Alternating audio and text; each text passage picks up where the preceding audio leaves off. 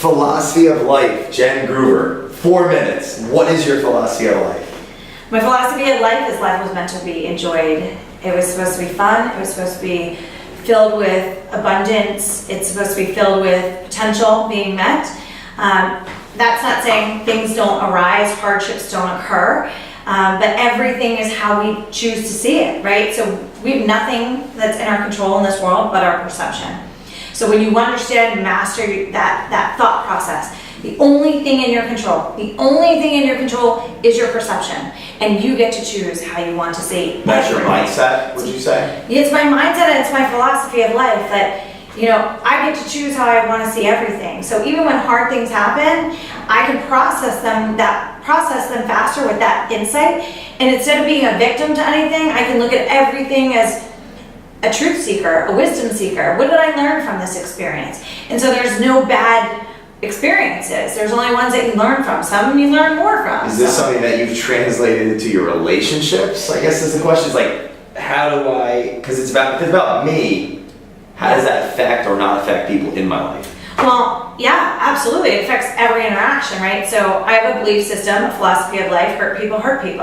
So if someone's mean, I'm not offended by it. That's their stuff. If they want to be mean and negative, that's on them. I actually have empathy and compassion for them. But most people are like, oh, that person did that to me. No one can do anything to you.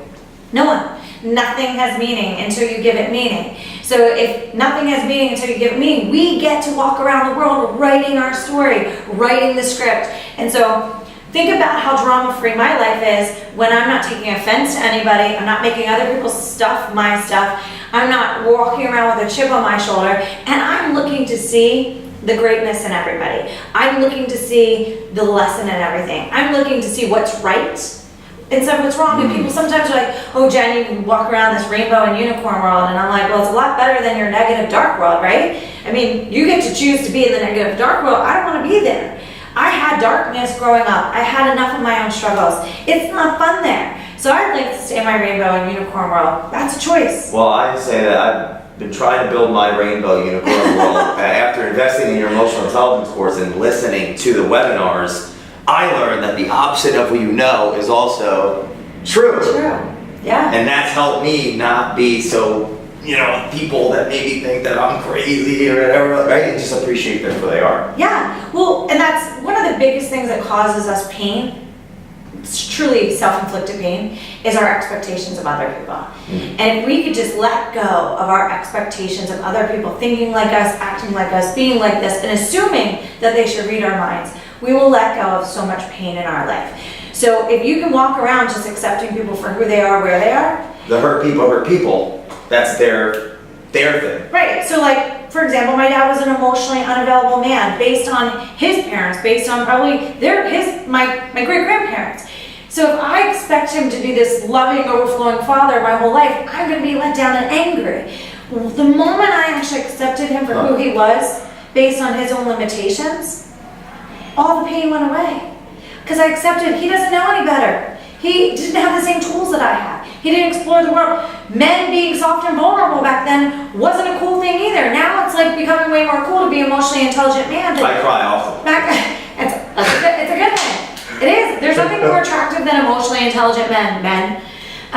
But back then it wasn't cool to be in touch with your emotions. So being emotion free and hard and tough, that was normal. So when I let go of those expectations of him being somebody he couldn't be, I was free. Would you say that that's led to your overall success in life?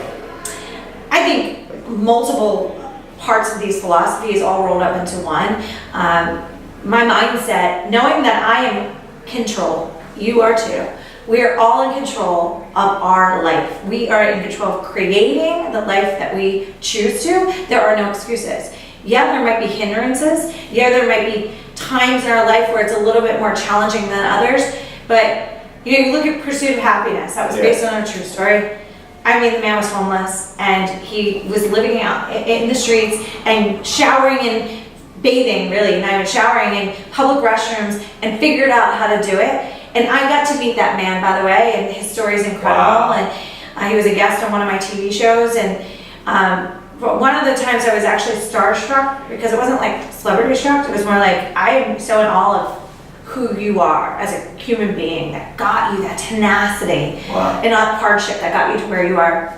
And, so what got me to be successful is number one, mindset training, understanding I'm in control of my life, evaluating my belief systems on an ongoing basis. Our belief systems are the thing that holds us back so much. So I tell people all the time, my job as your mentor or your teacher is to remove the things that are keeping you to get from your potential. Because it's usually the blocks that hold us back. It's the belief systems that are limited. It's behaviors that are patterns that are self-sabotaging that hold people back from being successful. I'd say my understanding of the health of your relationships is in direct proportion to your success and happiness. So prioritizing healthy relationships is a key to my success. And then your network is your net worth. I learned that from one of my mentors when I was 25. That was critical to my success. Your network is your net worth, mentally, spiritually, emotionally, financially, physically.